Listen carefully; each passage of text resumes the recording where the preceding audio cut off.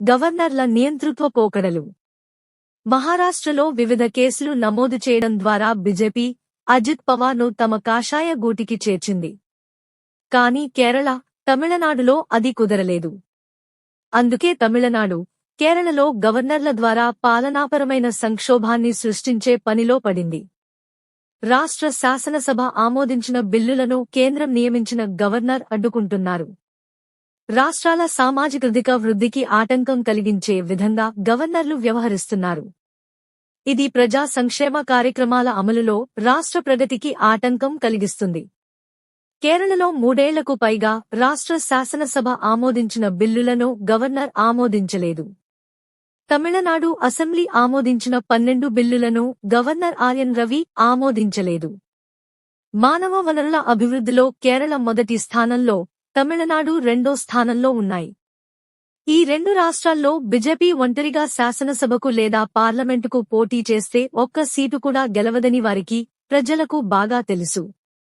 చాలా ఏళ్లుగా బీజేపీ పరిస్థితి ఇదే. ఇది బీజేపీ నాయకత్వాన్ని కలవరపెడుతోంది. కేరళ, తమిళనాడులోని 2 ప్రభుత్వాలను అస్థిరపరిచేందుకు బీజేపీ నేతృత్వంలోని కేంద్ర ప్రభుత్వం నిరంతరం ప్రయత్నిస్తోంది. అందుకోసం ఎన్ఐఏ, సిబిఐ, ఈడీ తదితర కేంద్ర ఏజెన్సీలను ఇరు రాష్ట్రాల్లోనూ రప్పించి తమకు ఏమైనా ప్రయోజనం చేకూరుతుందా అని చూస్తున్నారు. అక్కడి నాయకులను అవినీతిపరులుగా ముద్రవేసే ప్రయత్నం చేస్తున్నారు. కేరళలో బంగారం స్మగ్లింగ్ కేసును కేంద్ర ఏజెన్సీలు నెలల తరబడి దర్యాప్తు చేస్తున్నాయి. దర్యాప్తులో ఎలాంటి ఆధారాలు లభించకపోవడంతో ముఖ్యమంత్రి పినరయి విజయన్ను ఈ కేసులో ఇరికించలేకపోయారు. ఛార్జిషీటు దాఖలైన తర్వాత కూడా ముఖ్యమంత్రిని ఎలాగైనా ఇరికించాలనే చూస్తున్నది. తమిళనాడులోని మంత్రుల ఇళ్లు, కార్యాలయాల్లో తనిఖీలు చేసి కేసు నమోదు చేయవచ్చా లేదా అనేదానిపైనే ఈడీ దృష్టి ఉంది. తమిళనాడు, కేరళతో పాటు ఢిల్లీ, పంజాబ్ సహా బీజేపీయేతర రాష్ట్రాల్లోని ప్రతిపక్షాలను నాశనం చేసేందుకు కేంద్ర ప్రభుత్వం ఈ ఏజెన్సీలను ఉపయోగించుకుంటోంది. మహారాష్ట్రలో వివిధ కేసులు నమోదు చేయడం ద్వారా బీజేపీ అజిత్ పవార్ను తమ కాషాయ గూటికి చేర్చింది. కానీ కేరళ, తమిళనాడులో అది కుదరలేదు. అందుకే తమిళనాడు, కేరళలో గవర్నర్ల ద్వారా పాలనాపరమైన సంక్షోభాన్ని సృష్టించే పనిలో పడింది. రాష్ట్ర శాసనసభ ఆమోదించిన బిల్లులను కేంద్రం నియమించిన గవర్నర్ అడ్డుకుంటున్నారు. రాష్ట్రాల సామాజికార్థిక వృద్ధికి ఆటంకం కలిగించే విధంగా గవర్నర్లు వ్యవహరిస్తున్నారు. ఇది ప్రజా సంక్షేమ కార్యక్రమాల అమలులో రాష్ట్ర ప్రగతికి ఆటంకం కలిగిస్తుంది.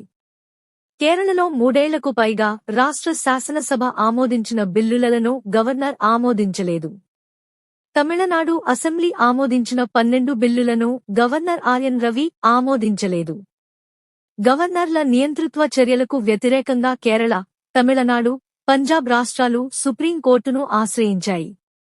శాసనసభ ఆమోదించిన బిల్లులు చట్టాలపై సంతకం చేయకుండా ఆపరాదని, బిల్లులపై సంతకం చేయకపోవడానికి కారణం ఉంటే దానిపై నోట్ రాసి బిల్లులను వెనక్కి పంపాలని పంజాబ్ గవర్నర్ బన్వరీలాల్ పురోహిత్కు సుప్రీంకోర్టు సూచించింది.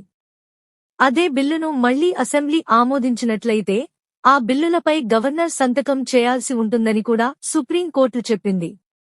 కేంద్ర ప్రభుత్వం నామినేట్ చేసే గవర్నర్లకు ప్రజలచే ఎన్నుకోబడిన శాసనసభ కంటే ఎక్కువ అధికారం లేదని కూడా సుప్రీంకోర్టు పేర్కొంది. అంతేకాదు, గత 3 ఏళ్లలో తమిళనాడు గవర్నర్ ఏం చేస్తున్నారని కూడా కోర్టు ప్రశ్నించింది. బిల్లులను ఆమోదించి సంతకాలు ఎందుకు చేయలేదని కోర్టు ప్రశ్నించింది. ఈలోగా ఎలాంటి నోట్లు రాయకుండానే గవర్నర్ బిల్లులను శాసనసభకు తిప్పి పంపారు. ఆ తర్వాత 2023 నవంబర్ 18న ముఖ్యమంత్రి ఎంకే స్టాలిన్ ప్రత్యేక అసెంబ్లీ సమావేశాన్ని ఏర్పాటు చేసి గవర్నర్ వెనక్కి పంపిన బిల్లులను మళ్లీ ఆమోదించి గవర్నర్కు పంపారు. ఆ సమావేశంలో ముఖ్యమంత్రి స్టాలిన్ మాట్లాడుతూ, జ్వరం, జలుబు కారణంగా కొన్ని రోజులు సెలవులో ఉన్నాను. కాని నా ఆరోగ్యం కంటే నా రాష్ట్ర ప్రజల మేలు గొప్పది. శతాబ్దాల చరిత్ర కలిగిన ఈ శాసనసభ మేలు కంటే మన మాతృభూమి అయిన తమిళనాడు సంక్షేమమే గొప్పది కాబట్టి నేను మీ ముందు నిలబడతాను. కోట్ల మంది ప్రజలు మనకు ఇచ్చిన అధికార కేంద్రంగా శాసనాలు చేసే ఈ సభను అడ్డుకునేందుకు ఏ శక్తి ప్రయత్నించినా అది భారత ప్రజాస్వామ్యానికే గొడ్డలిపెట్టు అవుతుంది. అందుకే నేను మీ ముందు నిల్చొని ఉన్నాను. శాసనసభ ఆమోదించిన బిల్లులకు గవర్నర్ ఆమోదం తెలపకపోవడమంటే ఆ చట్టసభను అవమానించడమే అన్నారు. నవంబర్ 10వ తేదీన ఆర్యన్ రవికి వ్యతిరేకంగా సుప్రీంకోర్టు ప్రశ్నలు లేవనెత్తింది. ఆయన నవంబర్ 13న అన్ని బిల్లులను తిరిగి పంపారు. 18వ తేదీన మరోసారి బిల్లులను శాసనసభ ఆమోదించి గవర్నర్ సమ్మతికి పంపింది. 20న సుప్రీంకోర్టులో ఈ కేసు విచారణకు వచ్చినప్పుడు తిరిగి వచ్చిన బిల్లులను అసెంబ్లీ మళ్లీ ఆమోదించి పంపితే గవర్నర్ సంతకం చేయక తప్పదని కోర్టు పేర్కొంది. కాని ఆర్యన్ రవి సుప్రీంకోర్టు తీర్పును పట్టించుకోకుండా ఒక్కటి తప్ప మిగతా బిల్లులన్నిటినీ రాష్ట్రపతికి పంపారు. అసెంబ్లీ ఆమోదించిన బిల్లులను గవర్నర్ రాష్ట్రపతికి పంపినట్లు తమిళనాడు ప్రభుత్వం డిసెంబర్ 1న సుప్రీంకోర్టుకు తెలియజేసింది. నిబంధన 200 ప్రకారం గవర్నర్ చర్య తప్పని, అలా చేసే అధికారం గవర్నర్కు లేదని కోర్టు బదులిచ్చింది. గవర్నర్ కూడా ముఖ్యమంత్రిని పిలిచి సమస్యను పరిష్కరించాలని ప్రతిపాదించారు. అయితే గవర్నర్కు ముఖ్యమంత్రితో ఫోన్ చేసి మాట్లాడేంత సంబంధాలు లేవని గవర్నర్ తరఫు న్యాయవాది కోర్టుకు చెప్పారు. బీజేపీయేతర రాష్ట్రాల్లో కేంద్ర ప్రభుత్వం ఆర్ఎస్ఎస్ కార్యకర్తలను, బీజేపీ మద్దతుదారులను గవర్నర్లుగా నియమిస్తోంది. రాష్ట్ర పరిపాలనను అనిశ్చితిలో పడవేయడమే గవర్నర్ల కర్తవ్యమని బీజేపీ, ఆర్ఎస్ఎస్లు భావిస్తున్నాయి. దీని ప్రకారమే తమిళనాడు గవర్నర్ ఆర్యన్ రవి రాజ్యాంగ సూత్రాలను గాలికొదిలేసి ఆర్ఎస్ఎస్ ఏజెంట్గా వ్యవహరిస్తున్నారు. నవంబర్ 26న తమిళనాడు అంబేద్కర్ న్యాయ విశ్వవిద్యాలయంలో జరిగిన కార్యక్రమంలో రవి మాట్లాడారు. స్వాతంత్ర్యం కోసం పోరాడినప్పుడు అందరూ కలిసి ఒకటిగా నిలిచారు. ఆ తర్వాత భాషా ప్రాతిపదికన రాష్ట్రాలుగా విడిపోయారు. నిపుణుల కమిటీల లోతైన అధ్యయనాల తర్వాత మన రాజ్యాంగం ఆమోదించబడింది. అయినా ఇది ఇంకా అసంపూర్ణంగానే ఉంది అన్నారు. భాషా ప్రయుక్త రాష్ట్రాలను, సంకీర్ణ పాలనను ఆర్ఎస్ఎస్ సభ్యుడు ఆర్యన్ రవి అంగీకరించరని పైన పేర్కొన్న ప్రసంగాన్ని బట్టి అర్థం చేసుకోవచ్చు.